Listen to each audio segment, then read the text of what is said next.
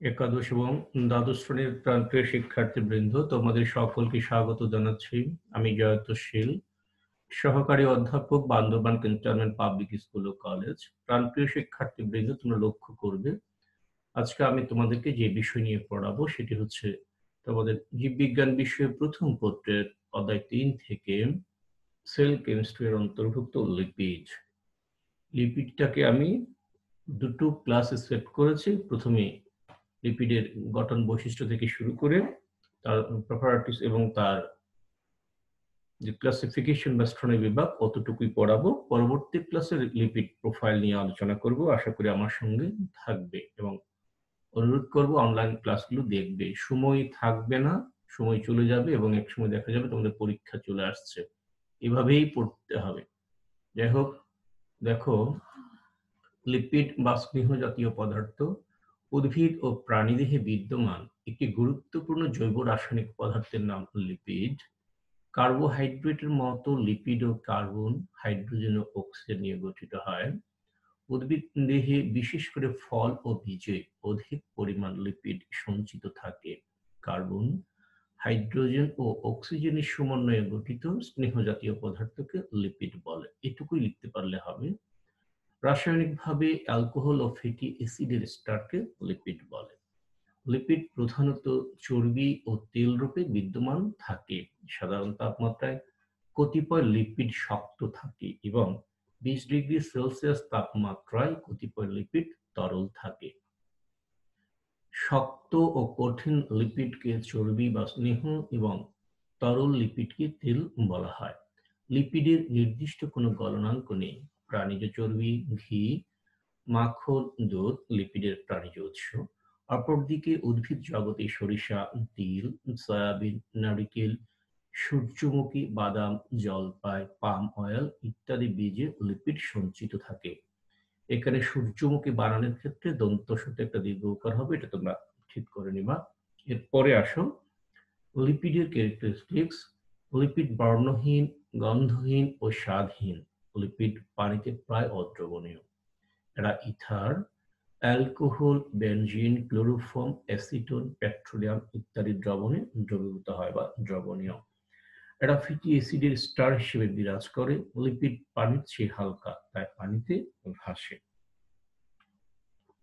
Hydrolysis শেষে এরা fatty acid ও গ্লিসারলে পরিণত হয়। লিপিডের আণবিক ওজন বৃদ্ধির সাথে সাথে গলনাঙ্ক বৃদ্ধি পেয়ে থাকে।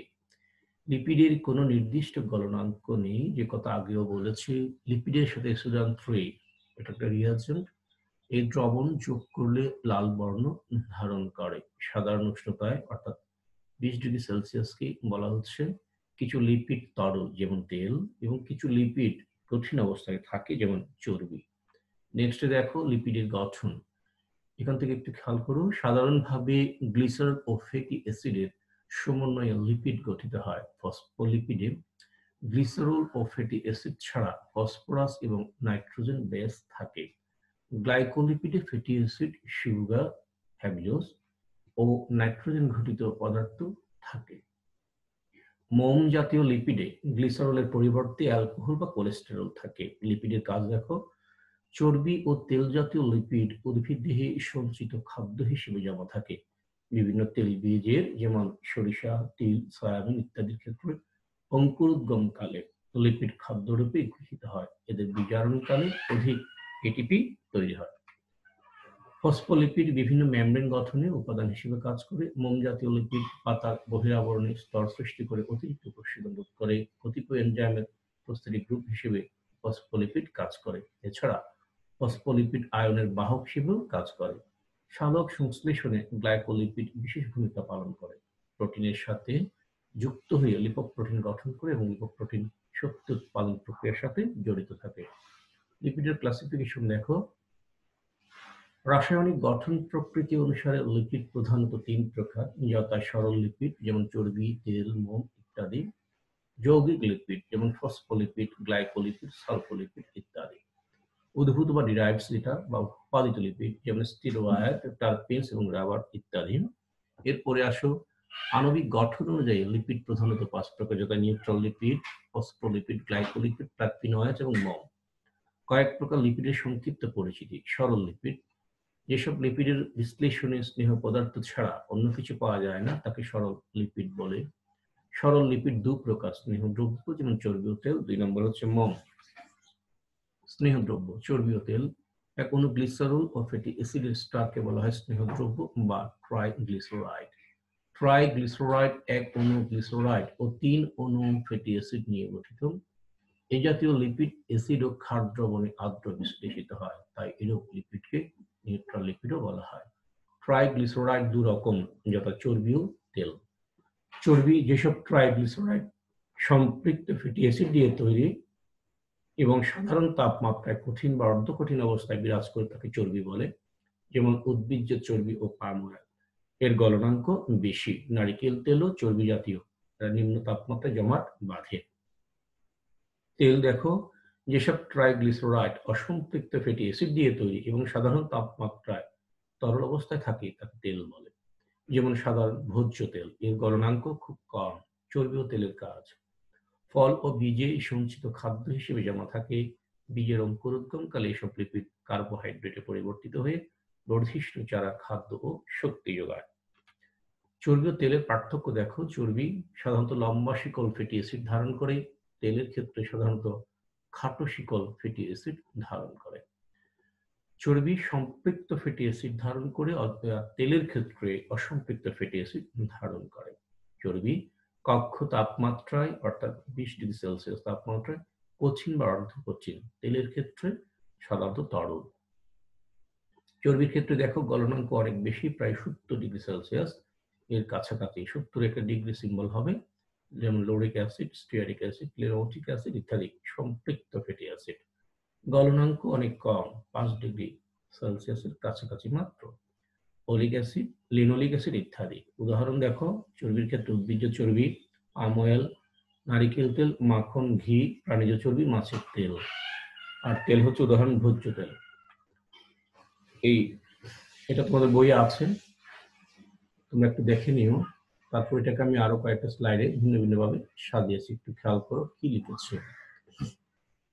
এখানে গ্লিসারলের দেখানো হয়েছে, এখানে একটা কার্বক্সিল গ্রুপ দেখানো হয়েছে, আর এটা হাইড্রোকার্বন চেইন, আর এটা গ্লিসারল এবং একটি ফ্যাটি অ্যাসিড মিলেই মূলত কি হচ্ছে সেটা এইভাবে এইভাবে আমরা দেখবো আর কি। ক্লিয়ার? গ্লিসারলের সাথে 3টি ফ্যাটি অ্যাসিডের স্টার লিঙ্কেজ সংযুক্তের মাধ্যমে ট্রাইগ্লিসারাইড মানে লিপিড তৈরি হচ্ছে, এটাই দেখানো হয়েছে। এগুলো আমাদের দরকারও হবে না, মুখস্থ করতে হবে না, জাস্ট তোমরা যাতে বুঝতে পারো এই জন্য দেওয়া হয়েছে। এখানে দেখো লিখে রেখেছে বিশেষ দ্রষ্টব্য দিয়ে, নোটা বেনে দিয়ে লিখেছে, গঠন শিক্ষার্থীর বোঝার জন্য মুখস্থ করার প্রয়োজন নেই বা দরকার নেই। কিভাবে যেটি গ্লিসারল এবং এই কার্বক্সিল গ্রুপের মাধ্যমে এই হাইড্রোকার্বন চেনের সাথে সংযুক্ত হচ্ছে, সংযুক্ত হয়ে এটা একটা ফ্যাটি অ্যাসিড, স্টিয়ারিক অ্যাসিড তৈরি করছে, এবং তার সর্বশেষ কিভাবে লিপিড গঠন করছে সেগুলোই দেখানো হয়েছে। এই দেখো গ্লিসারল, কার্বক্সিল গ্রুপ, এই হাইড্রোকার্বন চেন এবং গ্লিসারল এবং একটি ফ্যাটি অ্যাসিড। গ্লিসারল এবং একটি ফ্যাটি অ্যাসিড মানে কি, এই ফ্যাটি অ্যাসিডটা হলো স্টিয়ারিক অ্যাসিড। এরপর দেখো এই গ্লিসারল, এই ফ্যাটি অ্যাসিড, একটি, দুটি, তিনটি, একটি ফ্যাটি অ্যাসিড, দুটি ফ্যাটি অ্যাসিড, তিনটি ফ্যাটি অ্যাসিড। এই যে গ্লিসারল এবং এই যে কার্বক্সিল গ্রুপ দ্বারা যুক্ত হচ্ছে, এই এনজাইম ক্রিয়া করছে।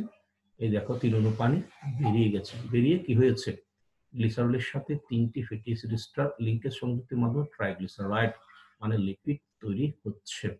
ট্রাইগ্লিসারাইড, গ্লিসারলের সাথে 3টি ফ্যাটি অ্যাসিড স্টার, একটা, দুটা, তিনটা, এই 3 থেকে ট্রাই গ্লিসারল। এই যে গ্লিসারল, এই যে গ্লিসারল, এই যে গ্লিসারল, এই যে 3টা ফ্যাটি অ্যাসিড স্টার, গ্লিসারলের সাথে 3টি ফ্যাটি অ্যাসিড স্টার লিঙ্কেজ সংযুক্তের মাধ্যমে ট্রাইগ্লিসারাইড। এই যে এখানে লিঙ্কেজ হয়েছে, স্টার লিঙ্কেজ, এগুলি স্টার স্টার লিঙ্কেজ। এই যেটা হাইড্রো এই এনজাইম কাজ করেছে, 3 অণু বেরিয়ে গেছে। দেখো কার্বক্সিল গ্রুপ, এই যেটা কার্বক্সিল গ্রুপ, এই যেটা কার্বক্সিল গ্রুপ, এটা ফ্যাটি অ্যাসিড, এটা ফ্যাটি অ্যাসিড, তবে দুটোর মধ্যে একটা ভিন্নতা আছে। একটি স্যাচুরেটেড, এটা হচ্ছে স্যাচুরেটেড, আর এটা হচ্ছে আনস্যাচুরেটেড। একটি পার্থক্য দেখো, এখানে ডাবল বন্ড আছে, এখানে কোনো ডাবল বন্ড নেই, যার কারণে একটি স্যাচুরেটেড আর একটি আনস্যাচুরেটেড। যাক, ওটা আবারও দেখিয়েছি।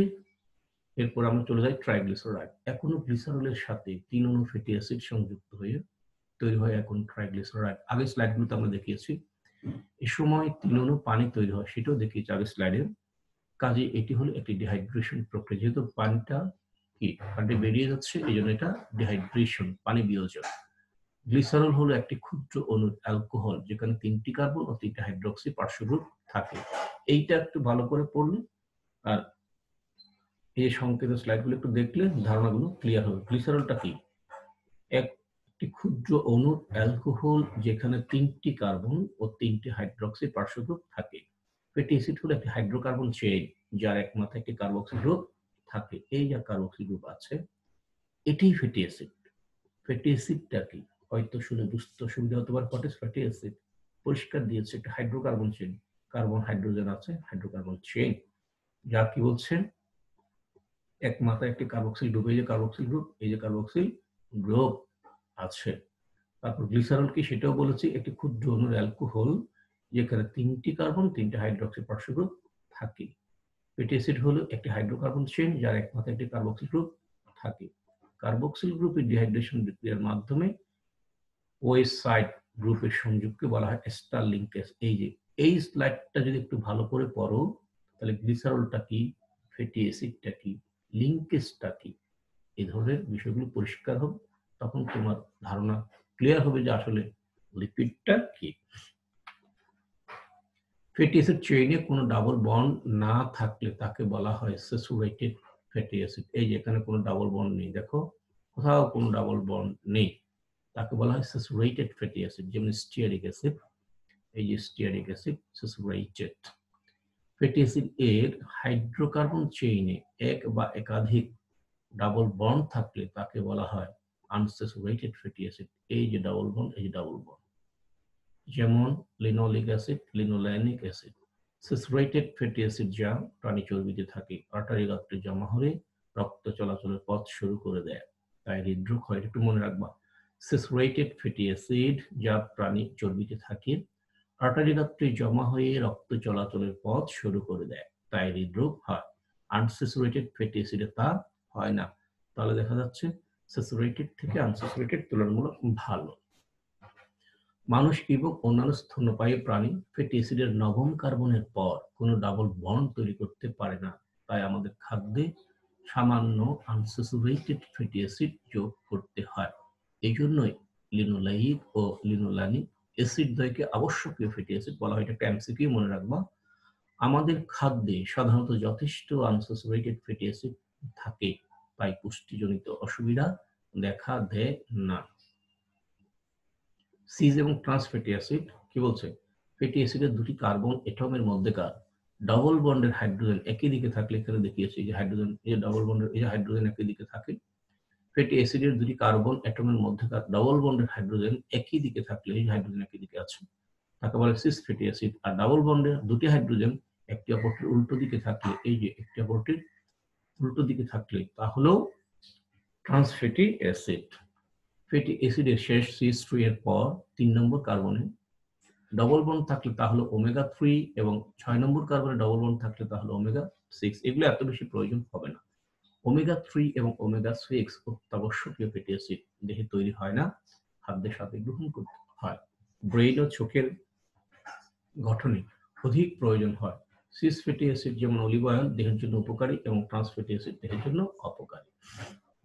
দেখো, ফ্যাটি অ্যাসিড ট্রাইহাইড্রিক অ্যালকোহলের পরিবর্তে মনোহাইড্রিক অ্যালকোহল বিশিষ্ট উপাদানের সাথে স্টারীভূত হলে তাকে মোম বলে। কোনো কোনো উদ্ভিদে প্রাপ্ত এক অণু মোমে 24 থেকে 36টি কার্বন পরমাণু থাকে। মৌচাক থেকেও প্রাকৃতিক মোম পাওয়া যায়। সাধারণ তাপমাত্রায় মোম কঠিন থাকে। মোম পানিতে অদ্রবণী এবং অসম্পৃক্ত ফ্যাটি অ্যাসিড দিয়ে তৈরি, রাসায়নিকভাবে নিষ্ক্রিয়, কারণ এদের হাইড্রোকার্বন চেইনে কোনো ডাবল বন্ড থাকে না। এদের চেইন অত্যন্ত দীর্ঘকায়। ফ্যাটি অ্যাসিডের পরিসর C14 থেকে C36, আর অ্যালকোহলের পরিসর C16 থেকে C36। মোমের কাজ: উদ্ভিদ অঙ্গের উপরিতলে প্রতিরোধক হিসেবে কাজ করে। মোম সাধারণত কাণ্ড, বোটা, পাতা ও ফলের উপর প্রতিরোধক স্তর হিসেবে অবস্থান করে। উদ্ভিদ কোষ প্রাচীরে কিউটিন ও সুবেরিন মোম জাতীয় পদার্থ। মোম থেকে মোমবাতি তৈরি হয়। বিভিন্ন প্রসাধন শিল্পেও মোম ব্যবহৃত হয়। যৌগিক লিপিডে আসো। যে লিপিড সরল লিপিডের সাথে কিছু জৈব ও অজৈব পদার্থের সংমিশ্রণে তৈরি হয় তাকে যৌগিক, মানে লিপিড ছাড়া অলিপিড উপাদান। এটি স্নেহ অস্নেহ, ওই যে অস্নেহ অলিপিড বলছি তাই, জাতীয় পদার্থের যৌগ। 4 প্রকার যৌগিক লিপিড বর্ণনা করা হলো। ফসফোলিপিড, গ্লিসারল, ফ্যাটি অ্যাসিড ও ফসফেটের সমন্বয়ে গঠিত লিপিডকে বলা হয় ফসফোলিপিড। লেসিটিন, সেফালিন, প্লাজমোলোজিন ইত্যাদি। ফসফোলিপিডের বিশেষ উপাদান হলো ফসফোটাইডিক অ্যাসিড, মনে রাখবা। Cell membrane, mitochondria, tonoplast, endoplasmic reticulum, nuclear envelope ইত্যাদি ফসফোলিপিড সম্বলিত। কোষ ঝিল্লি, কাজ দেখো। কোষ ঝিল্লি বিভিন্ন কোষ অঙ্গাণুর ঝিল্লির গাঠনিক উপাদান হিসেবে কাজ করে, আয়ন বাহক হিসেবে কাজ করে, কতিপয় এনজাইমের প্রস্থেটিক গ্রুপ হিসেবে কাজ করে। ফসফোলিপিড রক্ত জমাট বাঁধতে সাহায্য করে, এটা একটু মনে রাখবো। কোষের ভেদ্যতা ও পরিবহন প্রক্রিয়া নিয়ন্ত্রণ করে। উদ্ভিজ্জ তেল ফসফোলিপিড সমৃদ্ধ। গ্লাইকোলিপিড, সরল লিপিডের সাথে যখন কার্বোহাইড্রেট যুক্ত থাকে তখন তাকে গ্লাইকোলিপিড বলে। এতে ফসফেটের পরিবর্তে গ্যালাক্টোজ বা গ্লুকোজ থাকে। উদ্ভিদের ফটোসিনথেটিক অঙ্গে ফসফোলিপিড অপেক্ষা গ্লাইকোলিপিড বেশি থাকে। ক্লোরোপ্লাস্টের মেমব্রেনে গ্লাইকোলিপিড অধিক থাকে, এতে গ্যালাক্টোজ থাকলে তাকে গ্যালাক্টোলিপিড বলে। সূর্যমুখী ও তুলার বীজ থেকে গ্লাইকোলিপিড শনাক্ত করা হয়েছে। গ্লাইকোপ্রোটিন ও গ্লাইকোলিপিডকে মিলিতভাবে গ্লাইকোক্যালিক্স বলে। লিপিডের সাথে গ্যালাক্টোজ যুক্ত থাকলে তাকে গ্যালাক্টোলিপিড বলে। কাজ, ফটোসিনথেটিক অঙ্গাণু গঠনে ভূমিকা রাখা, ফটোসিনথেসিস প্রক্রিয়ায় সাহায্য করা। সালফোলিপিড, যে গ্লাইকোলিপিডে সালফার থাকে তাকে সালফোলিপিড বলে। উদ্ভিদে প্রচুর পরিমাণে জৈব যৌগটি পাওয়া যায়, ক্লোরোপ্লাস্টের উপস্থিতি সীমাবদ্ধ থাকে। লিপোপ্রোটিন, লিপিডের সাথে প্রোটিন যুক্ত হয়ে যে জৈব রাসায়নিক পদার্থ গঠন করে তাকে লিপোপ্রোটিন বলে। অধিকাংশ ক্ষেত্রে এদের লিপিড অংশ কোলেস্টেরল, স্টার এবং ফসফোলিপিড দিয়ে গঠিত থাকে। কোষের মাইটোকন্ড্রিয়া ও ক্লোরোপ্লাস্ট আবরণীতে লিপোপ্রোটিন থাকে। কাজ, কোষ অঙ্গাণুর গাঠনিক উপাদান হিসেবে বিদ্যমান। লিপোপ্রোটিন মাইটোকন্ড্রিয়াতে ইলেকট্রন ট্রান্সপোর্ট চেইনের সাথে জড়িত থেকে শক্তি উৎপাদনে সাহায্য করে। এখানে শেষ করলাম, আশা করি বুঝতে পেরেছ। একবার পড়তে হবে, দেখতে হবে, একবার হয়তো আয়ত্ত করা সম্ভব নয়। যাক, সবাই ভালো থেকো, সুস্থ থেকো। ছোট্ট একটি হোমওয়ার্ক, লিপিডের স্টাডি বিন্যাস লিখো। শেষ করছি। শেষ করার আগে সবাইকে যেটা বলতে চাই, ভালো থেকো, সুস্থ থেকো, নিরাপদে থেকো, অনলাইন ক্লাসের সাথে থাকো। যাই হোক, best of luck, thank you very much.